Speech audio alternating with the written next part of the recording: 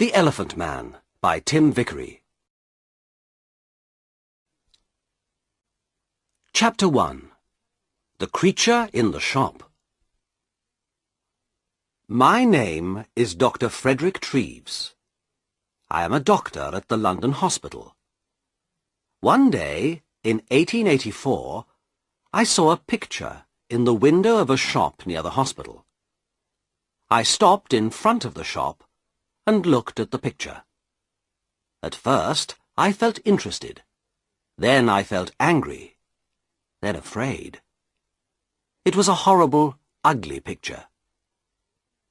There was a man in the picture, but he did not look like you and me. He did not look like a man. He looked like an elephant. I read the writing under the picture. It said, "Come in and see the Elephant Man, 2 pence. I opened the door and went in. There was a man in the shop. He was a dirty man in an old coat with a cigarette in his mouth. "What do you want?" he asked. "I'd like to see the Elephant Man, please," I said. The man looked at me angrily. "Well, you can't," he said. "The shop's closing now. You can come back tomorrow." "I'm sorry," I said, "but I would like to see him now. I have no time tomorrow. I have a lot of work to do. But I can give you more than 2 pence. The man looked at me carefully. Then he took the cigarette out of his mouth and smiled with his yellow teeth. "All right, sir," he said. "Give me 12 pence, then." I gave him the money, and he opened a door at the back of the shop. We went into a little room. The room was cold and dark, and there was a horrible smell in it. A creature sat on a chair behind a table. I say a creature, because it was not a man or a woman, like you or me. The creature did not move or look at us. It sat very quietly on the chair, in the cold, dark, dirty room, and looked at the table. The creature had a cloth over its head, because of the cold. On the table in front of it, there was a dead flower. "Stand up," said the shopkeeper loudly. The creature stood up slowly. It took the old cloth off its head and put it on the chair. I looked at the creature and felt sad. I am a doctor, so I know a lot about accidents and ill people. I see horrible, ugly things every day. But this creature, this thing, was the worst of all. There were no men or women in the hospital like him. He wore some old trousers, but no shirt, coat, or shoes, so I could see his body very well. His head was the most interesting thing. It was very, very big, like an enormous bag with a lot of books in it. The head did not have much hair, and there was another bag of brown, dirty skin at the back of it. This skin came down below his neck. I could not see one of his eyes very well, because a lot of skin came down in front of his face, too. An enormous red tooth came out of his mouth, under his nose. It looked like an elephant's tooth. The mouth and nose were like holes in the face. The face could not smile or laugh or look angry or sad, because the skin could not move. It was dead, like an elephant's face. There were more bags of dirty skin on the front and back of the creature's body. These bags came down to his legs. The right arm was enormous, and there were bags of skin on it, too. The right hand was like a man's foot. But the left hand, the left arm and the left hand were beautiful. The left arm had wonderful skin, and the fingers of the left hand were long and beautiful. It was like a young woman's hand. "Walk, Merrick," said the shopkeeper angrily. "Come on, quickly, move." He hit the creature with his hand. Slowly the creature walked across the room. But he could not walk well. His legs were very big and fat, and he had a bad back. He could not walk far without a stick. "All right, thank you," I said. "Let him sit down. I don't want to see any more." I felt ill, and the smell in the room was very bad. "Yes, sir," said the shopkeeper. "Sit down, Merrick." We went out of the room and closed the door. The shopkeeper smiled at me with his yellow teeth. "Wonderful, sir, isn't it?" he said. "The best elephant man in England. Hundreds of people come to see him, you know. Hundreds. I take him all over the country, I do." "Yes, very interesting," I said. "Can I sit down?" "Yes, sir, of course. Here's a chair." He looked at me, smiling. "Would you like a glass of water, sir?" "Yes, please," I said. Then I looked at the things in the dirty shop. There were 2 or 3 bad apples, and some old black bananas. That was all. No. No, thank you. I'm all right," I said. Did you call the creature Merrick?" "That's right, sir. Joseph Merrick. The best elephant man in England. I take him all over the country, you know. Lots of people want to see him." "Yes, I see. Do you get a lot of money?" "Well, sometimes we do, sir, yes. But it's difficult, you see, sir, because of the police. The police don't like us, you see, sir. So we can't stay in a town very long. We usually move every week." "Yes, I see. Well, anyway, Mr. Silcock, sir. Simon Silcock." "Yes, well, Mr. Silcock, I'm a doctor at the London hospital. My name is Dr. Treves. I think this man, Joseph Merrick, is very interesting, and I would like to see him at the hospital. I want to look at him more carefully, you see." "Yes, sir. I see. But how can he get to the hospital? It's going to be difficult." "Why, man? The hospital's not far from here." "Well, yes, sir. I know. But you see, Merrick can't walk very well. He needs help." "You can come with him. Do you want more money? Is that it?" "Well, yes, sir, I do. But you see, people are afraid of him, too. In the road, little boys always run after him and hit him. Then the police get angry, because people are afraid. Sometimes they take us to prison."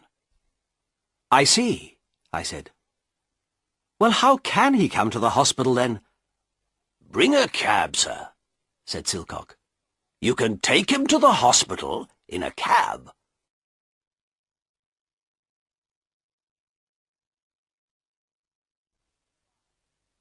Chapter 2. The Card. So next day, at 7 o'clock, I came to the shop in a cab. There were not very many people in the road, because it was early in the morning. In November, it is dark at 7 o'clock in the morning. and I could not see the shop very well. I waited 5 minutes. A postman walked past. Then the door of the shop opened, and the creature, Merrick, came out. I could not see his face or his body. He had an enormous black hat on his head, like a big box. A grey cloth came down from the hat in front of his face. There was a hole in the cloth in front of his eyes. He could see out of the hole, but I could not see in. He wore a long black coat, too. The coat began at his neck and ended at his feet, so I could not see his arms, his body, or his legs. On his feet he wore big shoes like old bags. He had a stick in his left hand, and he walked very slowly. I opened the door of the cab and got out. "Good morning, Mr. Merrick," I said. "Can you get in?" "Help my upper steps," he said. "I'm sorry," I said. "I don't understand." For a minute, he stood by the door of the cab and said nothing. Then he hit the cab with his stick. "Steps," he said loudly. "Help me up the steps." Then I understood. There were 3 steps up into the cab, and he could not get up them. "Yes, I see. I'm sorry," I said. "Let me help you." I took his left hand and began to help him. My right hand was behind his back. I felt very strange. His left hand was like a young woman's, but his back, under the coat, was horrible. I could feel the bags of old skin on his back under the coat. He put one enormous foot on the first step, and then he stopped. After a minute, he moved his second foot slowly. Then he stopped and waited again. "Hello, sir. Can I help you?" I looked behind me. It was the postman, and behind him I could see 3 young boys. One of the boys laughed. The postman smiled. "Is the gentleman ill?" he asked. I thought quickly. "Yes, but this is a lady, not a gentleman. I'm a doctor, and she's ill. Take her hand so I can help her better."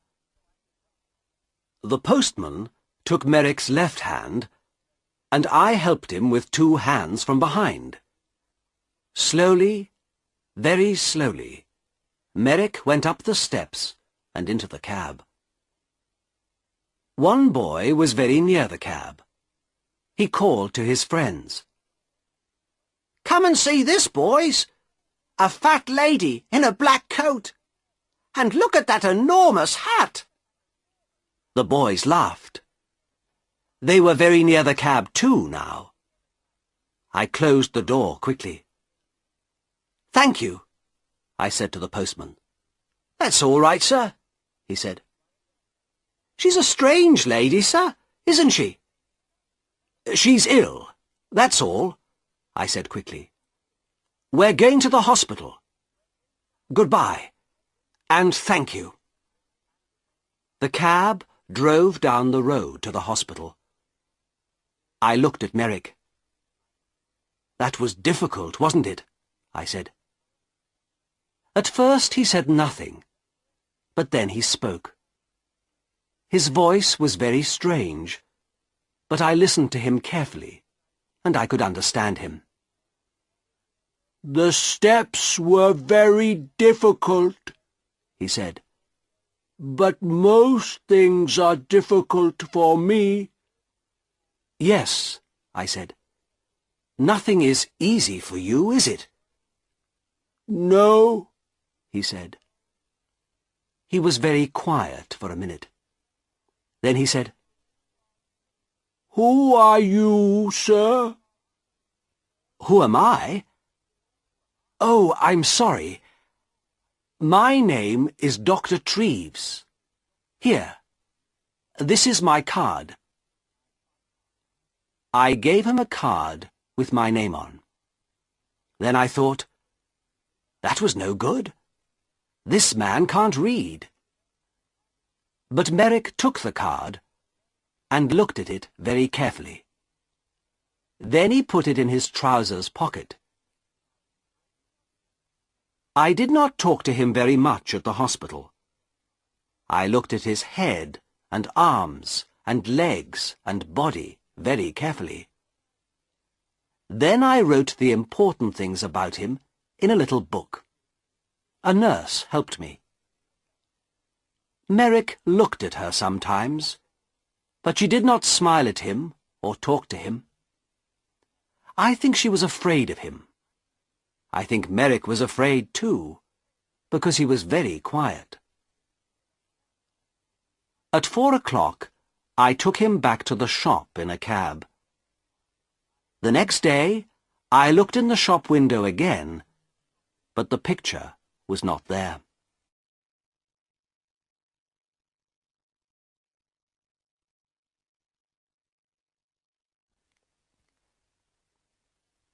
Chapter 3. A Letter to the Times. I did not see Merrick again for 2 years. Then, one day, the police found him. He had my card in his hand, so they brought him to the London hospital. He was very tired, hungry, and dirty, so I put him to bed in a quiet little room. But he could not stay at the hospital. He was not ill, and of course the beds in the hospital are for ill people. We have no beds for hungry people or ugly people. I told the hospital chairman, Mr. Carr Gom, about Merrick. He listened carefully. And then he wrote a letter to the editor of the Times newspaper. From the Times, December the 4th, 1886. A letter to the editor. Dear Sir, I am writing to you about a man in our hospital. He needs your help. His name is Joseph Merrick, and he is 27 years old. He is not ill, but he cannot go out of the hospital because he is very, very ugly. Nobody likes to look at him, and some people are afraid of him. We call him the Elephant Man. 2 years ago, Merrick lived in a shop near the London hospital. For 2 pence, people could see him and laugh at him. One day, Dr. Frederick Treves, a hospital doctor, saw Merrick, brought him to this hospital, and looked at him carefully. Dr. Treves could not help Merrick, but he gave him his card. Then the shopkeeper, Silcock, took Merrick to Belgium. A lot of people in Belgium wanted to see him, and so after a year, Merrick had £50. But then Silcock took Merrick's £50, left Merrick in Belgium, and went back to London. Merrick came back to London by himself. Everyone on the train and the ship looked at him and laughed at him. In London, the police put him in prison. But then they saw Dr. Treves's card and brought Merrick to the London hospital. This man has no money, and he cannot work. His face and body are very, very ugly, so of course many people are afraid of him. But he is a very interesting man. He can read and write, and he thinks a lot. He is a good, quiet man. Sometimes he makes things with his hands and gives them to the nurses because they are kind to him. He remembers his mother, and he has a picture of her. She was beautiful and kind, he says. But he never sees her now. She gave him to Silcock a long time ago. Can the readers of the Times help us? This man is not ill, but he needs a home. We can give him a room at the hospital, but we need some money. Please write to me at the London Hospital. Yours faithfully, F.C. Cargom, Chairman of the London Hospital. The readers of the Times are very kind people. They gave us a lot of money. After 1 week, we had £50,000, so Merrick could live in the hospital for all his life. We could give him a home.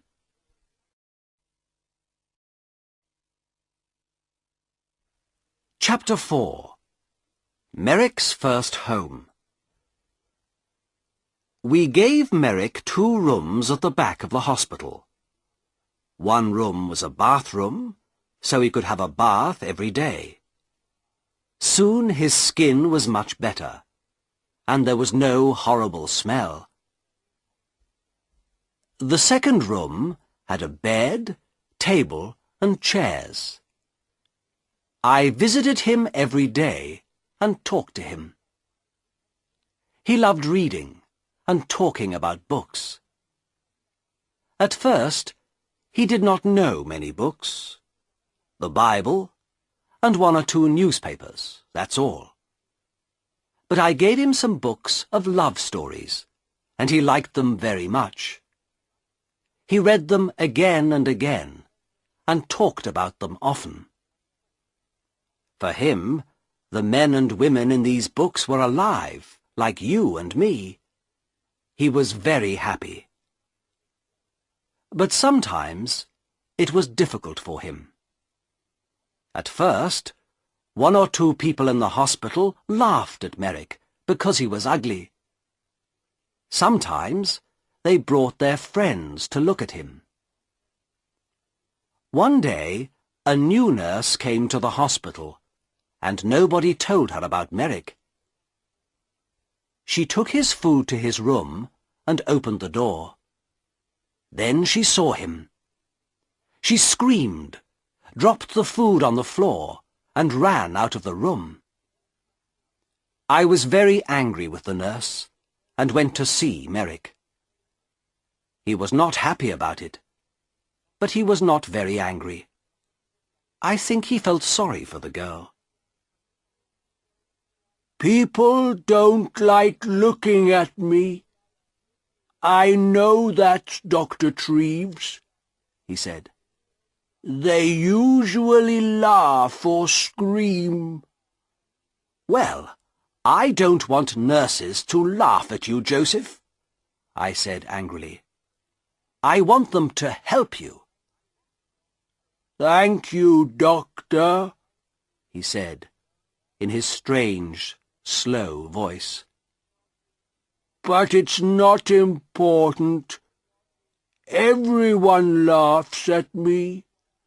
I understand that. I looked at him sadly. In his one good hand, his left hand, he had the little picture of his mother. He looked at the picture for a minute, and then put it by a flower on the table. A tear ran out of his eye and down the skin of his enormous, ugly face. Dr. Treves, he said slowly, you and the nurses are very kind, and I'm very happy here. Thank you very much. But I know I can't stay here long, and I would like to live in a lighthouse after the hospital, please. A lighthouse or a home for blind people. I think those are the best places for me." "What do you mean?" I asked. "Why?" He did not look at me. He put the flower on the picture and looked at it carefully. "Lighthouses have sea all round them, don't they?" he said. "Nobody could look at me in a lighthouse, so I would be happy there. And blind people can see nothing, so they couldn't see me, could they?" "But, Joseph," I said, "this is your home. You live here now. You aren't going to leave the hospital." "Not today, perhaps," he said, "but soon. You are a kind man, Dr. Treves, but I can't stay here very long. I have no money." I smiled. "Joseph," I said, "this is your home now. Don't you understand? You can stay here all your life." Very carefully, I told him about the letter to the Times and the money. I don't think he understood at first, so I told him again. He was very quiet for a minute. Then he stood up and walked up and down the room very quickly. A strange sound came from him, like laughing.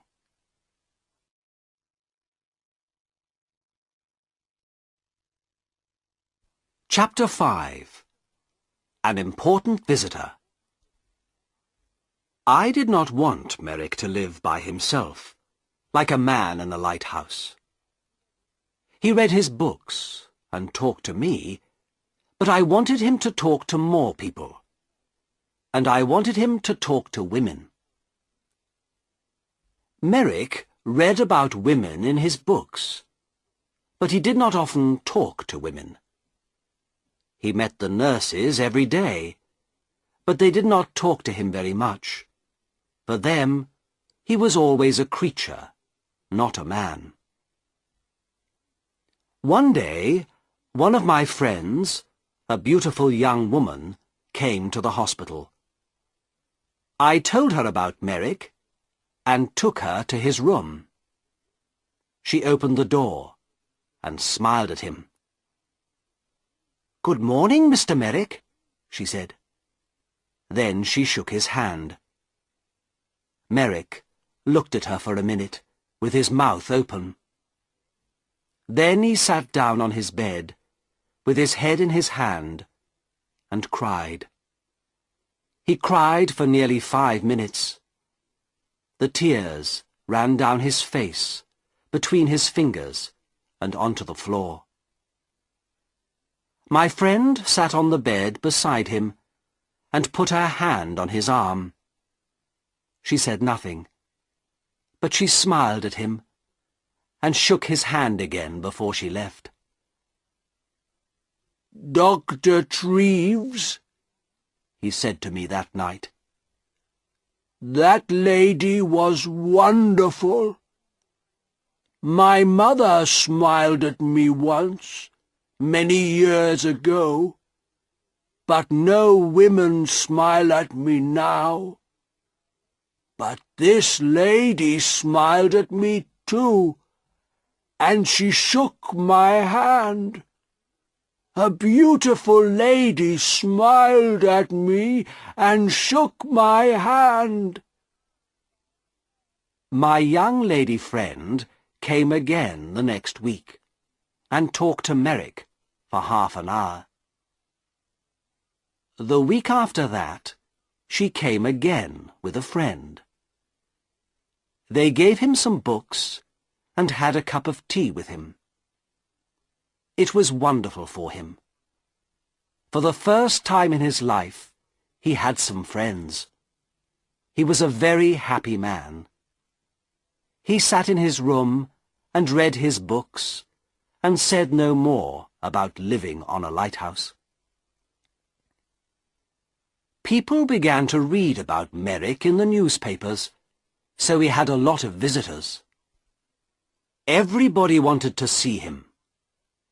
A lot of important ladies and gentlemen visited him. They smiled at him, shook his hand, and gave him books. Merrick liked talking to these people, and he began to forget about his ugly body. His visitors never laughed at him. He began to feel like a man, not a creature. One wonderful day, a very important lady came to the hospital to visit him. I met the lady and took her to his room. Then I opened the door and smiled at him. "Good morning, Joseph," I said. "There is a new visitor to see you today, a very famous lady." Merrick stood up beside his table. He did not smile, because his face could not smile, but his eyes looked happy. "That's good," he said. "Who is it?" I moved away from the door, and the visitor walked in. "Your Majesty, this is Joseph Merrick," I said. "Joseph, this is Her Majesty, Queen Alexandra, the Queen of England." Queen Alexandra smiled at him. "How do you do, Mr. Merrick?" she said. "I'm very pleased to meet you." Then she shook his hand. Merrick did not move. For nearly half a minute he stood and looked at her with his mouth open. Then he spoke in his strange, slow voice. How do you do, Your Majesty?" he said.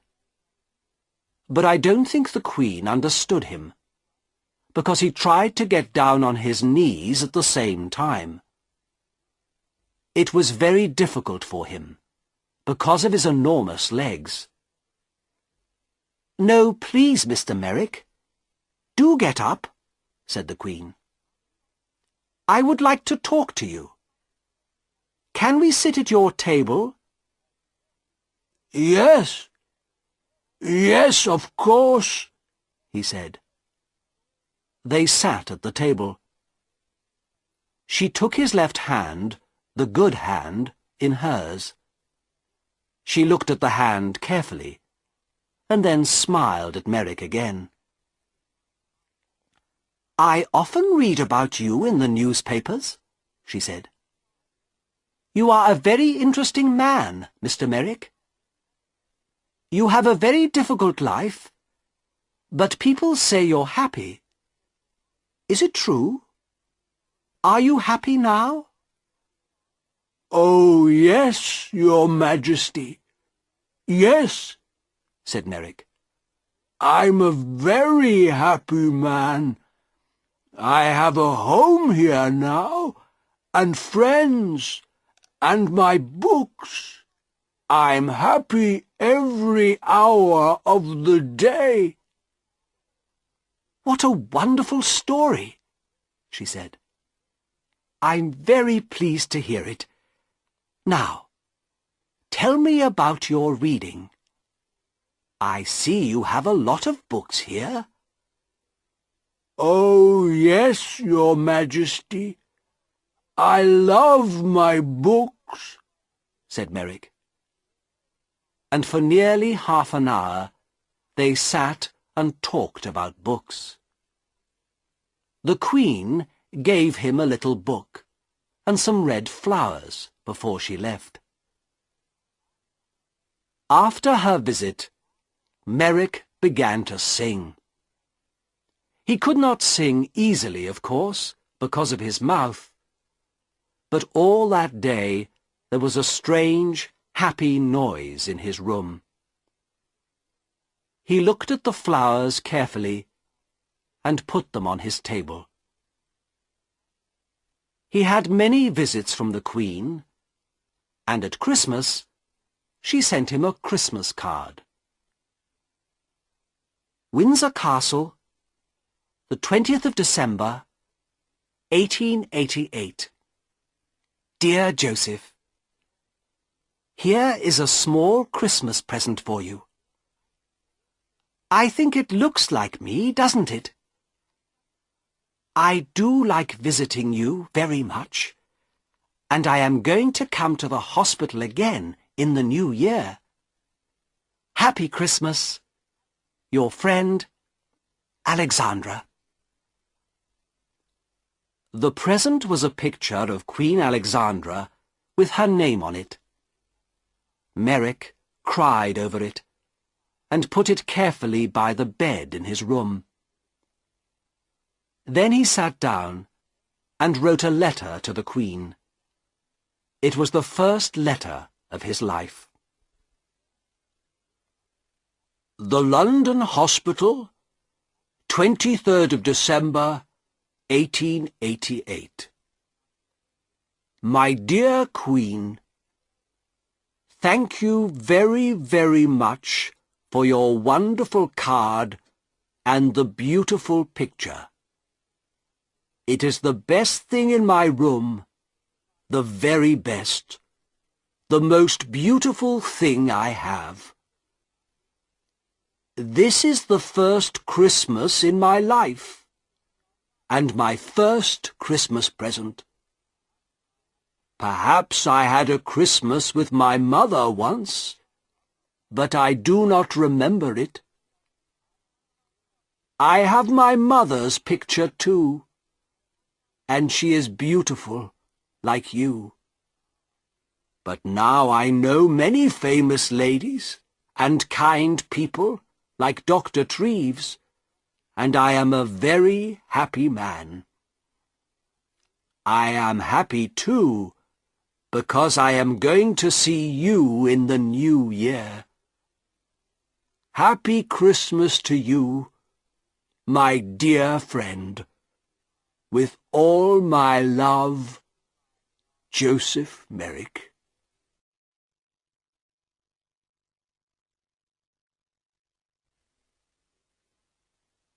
Chapter 6. Outside the hospital. Merrick had a lot of friends now, but he was more like a child than a man. He could read about things and talk to his visitors, but he could not go out of the hospital by himself. He thought and played like a child. After Christmas, he wanted to go to the theatre. This was very difficult, because I did not want the people in the theatre to see him. But a kind lady from the theatre, Mrs. Kendall, helped us. We bought tickets for a box at the side of the theatre. We went to the theatre in a cab with dark windows, and we went into the theatre by a door at the back, the Queen's door. Nobody saw us. 3 nurses sat at the front of the box, and Merrick and I sat in the dark behind them. Nobody in the theatre could see us, but we could see the play. It was a children's Christmas play. Merrick loved it. It was a most wonderful, exciting story. Often he laughed, and sometimes he tried to sing like the children in the theatre. He was like a child. For him, everything in the story was true. Once he was very afraid. because the bad man in the play was angry and had a knife. At first, Merrick wanted to leave the theatre, but I stopped him. Then he was very angry with this bad man in the play. He hit his hand on his chair and stood up and talked to the man, but nobody heard him. When the bad man went to prison, Merrick laughed. Merrick thought the beautiful young lady in the play was wonderful. He wanted to talk to her, too.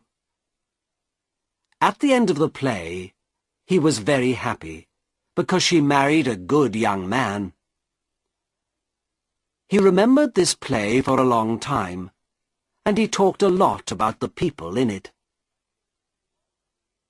"What do you think they did after we left?" he asked me. "Where do the young lady and the young man live? What are they doing now?" "I don't know," I said. "Perhaps they live in the country." Merrick thought about this for a long time. Then he said, "Dr. Treves, can I go to the country, please? I saw the country once from a train, but I never went there. I often read about it in books. It's very beautiful, isn't it? I would like to see it." The visit to the theatre was difficult, but a visit to the country was more difficult. But again, one of his new friends helped us.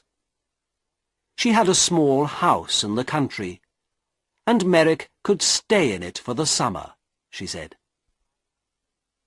I took Merrick to the country in a train with dark windows, so nobody could see him. Then we went in a cab to the country house. There were a lot of trees near the house, but no people lived near it. A countryman brought food to the house every day, but no people came near it. I stayed with him that night. At night, it was very dark and quiet. In the morning, hundreds of birds sang in the trees, and everything outside the house was green. Merrick walked under the big trees, looking at things happily and singing his strange song. I went back to London, but Merrick stayed there for 6 weeks. He was wonderfully happy. Every week, he wrote me a letter. Apple Tree House, West Wickham, Berkshire, the 21st of July, 1889. Dear Dr. Treves, I had a wonderful day again today. It was very warm, so I walked under the trees and sat by a stream. The water in the stream made a beautiful noise, like singing. Did you know that? I listened to it for 2 hours. Lots of little birds came near me. One had a red body in front and a brown back. I gave it some bread, and it sat on my hand. A lot of birds are my friends now. I watched the fish in the stream, too. They were very exciting, because they move very fast. 1 minute they were there, and the next minute I couldn't see them. But I waited quietly, and they always came back. I put my hand in the water, but I couldn't touch them. I met a big dog yesterday. It made a very loud noise, but I was not afraid. I sat down quietly and looked at it, and it came and smelt my hand. I saw it again today, and gave it some bread. It likes me now. I am going to put some flowers from the country in this letter. There are hundreds of flowers here. Did you know that? I like the little blue ones best, but they are all beautiful. I have lots of them in my room. I give them water every morning.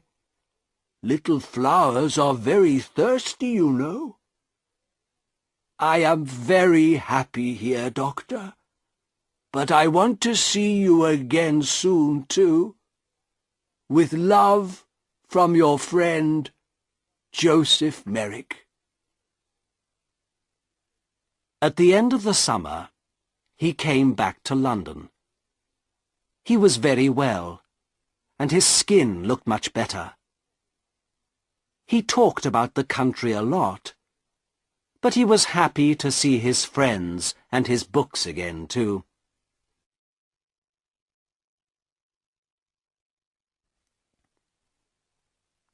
Chapter 7. The Last Letter.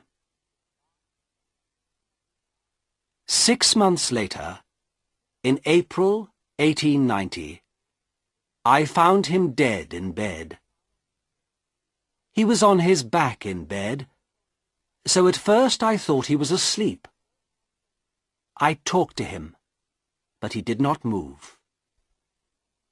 Then I saw that the skin on his face was blue, so I knew he was dead. He did not usually sleep on his back. His enormous head was very heavy, so he usually sat up in bed, with his arms round his legs, and his head on his knees. He could sleep well like this. But he wanted to sleep on his back like you and me. He tried to sleep on his back that night, but his heavy head came off the bed, and he broke his neck. He died very quickly. Next day, the chairman of the London hospital, Mr. Carr Gomm, wrote to the editor of the Times again. The Times, April the 16th, 1890. Dear Sir, 3.5 years ago, I wrote to you about a man called Joseph Merrick. This man was called the Elephant Man, because he was born with a very ugly body.